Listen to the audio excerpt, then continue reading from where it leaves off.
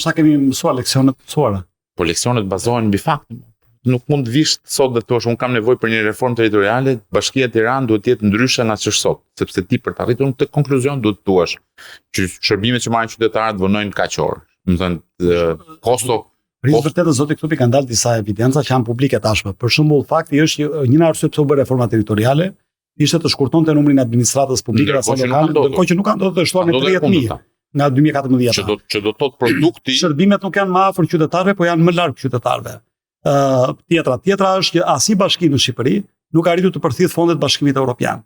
Është një faktor tjetër shumë dëmsjellës, sidomos tani kemi në prag të Bashkimit Evropian. Sigurisht. Në fund ditës nuk bëhet reforma territoriale vetëm për efekte elektorale, siç është bën në Shqipëri, bëhet për të sjellë më afër qytetarëve dhe për të arritur të bëhej. Që në këtë sens, këto leksione të përftuara nga ky proces, rritja e autonomisë, që në fakt ka ndodhur e kundërta, ulja e autonomisë lokale dhe marrja e pushtetit, konsolidimit pushtetit qendror, që na ujësjellcat e tjerë. Pra opozita ka disa karta tani që mund t'i luaj për të kërkuar më shumë shërbime për qytetarët, reduktim të administratës publike, përrjedhojnë të patronazhistëve të paguar me para publike, të kërkojnë një numër që korespondon me numrin e zonave elektorale, pra për shembull është përfolur dikur që ishte diku te 100 numri i bashkive. Dhe nëse do ndajnë 100 zona zgjedhore. Kjo mund të ishte një ide që prap mund të avantazhonte jo vetëm popullin, njerëzit, shërbimet, por dhe opozitën. Të gjitha këto janë të vlefshme. Problemi është ne vim në një momentin e një reforme territoriale, e cila mund të kryhet në mënyrë të njëanshme nga shumica. Po që flasim, shumica nuk kanë nevojë për konsensusin e pakicës për ta bërë reformën territoriale. Dhe qëndrimi i shumicës në raport me reformën territoriale nuk është zmadhimi apo korrigjimi i shërbimeve ndaj qytetarëve, është zvoglimi. Do thotë, kishim 63 bashki, duam të zvoglojmë këto bashki në 30. Nuk duam të ulim numrin e të punësuarëve në bashki, sepse asnjë parti që kërkon që është në pushtet apo që kërkon të vijë në pushtet nuk mund të deklarojë që do uli numrin e të punësuarëve. Flasim këtu pastaj një nga këto nevojat politike të partive politike shqiptare.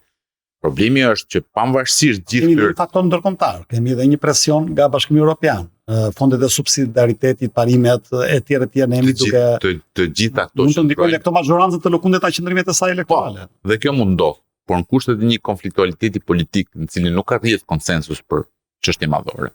Ky është një nga problemet që ka politika shqiptare. Dhe ne vazhdojmë të krijojmë konflikte të vazhdueshme për çështje që nuk do të jenë çështje konfliktuale. Do të partitë politike, nëse do të kishin interesin e qytetarëve si objektiv tyre madhor, nuk do të merreshin me kërkesa individuale për interesat partisë politike. Mund ti përfshish dhe këto, por duhet të argumentosh mbi interesin qytetar. Ajo që ndodh është nuk argumentohet interesi qytetar, por që ndrohet mbi pozicione politike. Kjo prodhon konflikt dhe konflikti dhe faktori ndërkombëtar detyron të gjej paqe ndërmjet palëve duke pranuar dhe propozime që nuk janë ato që duhet të ishin në favor të interesave qytetarëve. Po të marrësh dhe të shikosh trendin që ka Partia Socialiste në raport me mënyrën e administrimit të pushtetit vendor, do të shikosh që trendi është centralizues. Dhe shembulli më i mirë për të kuptuar se sa poshtë ka rënë autonomia e pushtetit vendor është deklaratat e vjetshme të kryeministit Rama kur dilte në mes të verës dhe thoshte që drejtorët e bashkive do të japin dorëheqjen se janë njerëz korruptuar. Dhe nuk është problemi që kryeministri e tha. Problemi që ndodhi. Çështja nuk është që doli kryeministri mund të thotë çdo gjë politikisht, po ja lejojmë këtë hapësirë. Problemi është që fakti ndodhi, të nxjidh drejtorët e konsideruan veten të korruptuar dhe dhanë dorëheqje nga funksionet e tyre në përbashki. Këtu ka përfunduar, nuk mund të flasim për autonomi, nuk mund të flasim për parime. Atëherë duhet të ketë më shumë balancë pushtete. Pra, nëse i kanë të gjithë bashkitë janë një ngjyrshë, normalisht që kryeministri, një herë as kryetari i partisë, ka një rol shumë determinues apo të ishte kundërta, që bashkitë ishin. Dhe këtu duhet kthehemi ke autonomia. Dhe autonomia nuk është një çështje që është çështje ligji. Autonomia është çështje mentaliteti. Do të thotë bashkitë tona do të kuptojnë që janë institucione të pavarura në shërbim të qytetarëve. Ajo që ndodh rëndomt është që për sa kohë të harta territoriale qepet në atë formë në cilën një bashki është shumë thjesht e fitueshme nga një parti politike dhe shumë vështirësisht e fitueshme nga partia tjetër politike. Ai që do të zgjidhet kryetari i praktisi fushës lojës na Lulzim Basha atë kohë. Që e lejoi këtë gjë. Mos pjesëmarrja në draftimin e reformës elektorale, mos votimin e saj. Dhe faji gjithë atyre që Lajn Lulzim Basha të vazhdonte kryetar partie mbasi bëri këtë dëmin e madh për opozitë. Se këtu faji është disa shkallësh. Për te Lulzim Basha dhe gjithë ta që bazë 2015 vazhduan të pranonin Bashën kryetar partie, ndërkohë që bënte dëme të vazhdueshme në raport me opozitën. Problemi është i tillë që në momentin që një kryetar bashkie nuk e fiton mandatin për shkak raportit që e krijon me qytetarët, për shkak të votës që nga qytetarët, po e krijon për shkak të raportit që e krijon me kryetarin e partisë që cakton se kandidat një bashki që do ta fitojë lehtësisht. Është zhdukur marrëdhënia e mirëbesimit e shërbimit ndërmjet kryetarit të bashkisë dhe qytetarit. Dhe në këtë pikë nuk kam më asnjë lloj rëndësie në mënyra se si ti e formaton apo si ti e ke të shkruar ligjin për autonominë vendore. Ti ke krijuar një hierarki politike në cilën kryetari i bashkisë do t'i bindet verbërisht kryetarit të partisë, sepse në të kundërt mandatin tjetër ai nuk mund të kandidojë më. E zoti Kthupi, duke marr kemi apo s'kemi reformë të re territoriale. Kemi apo s'kemi risi në atë reformë që avantazhojnë paktën në letër njërën apo tjetrën palë.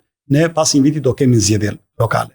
Janë disa leksione të përftuara gjatë kësaj periudhe, një prej cilave është që disa kryetar bashkie në detyrë socialist kanë në burg, apo jo.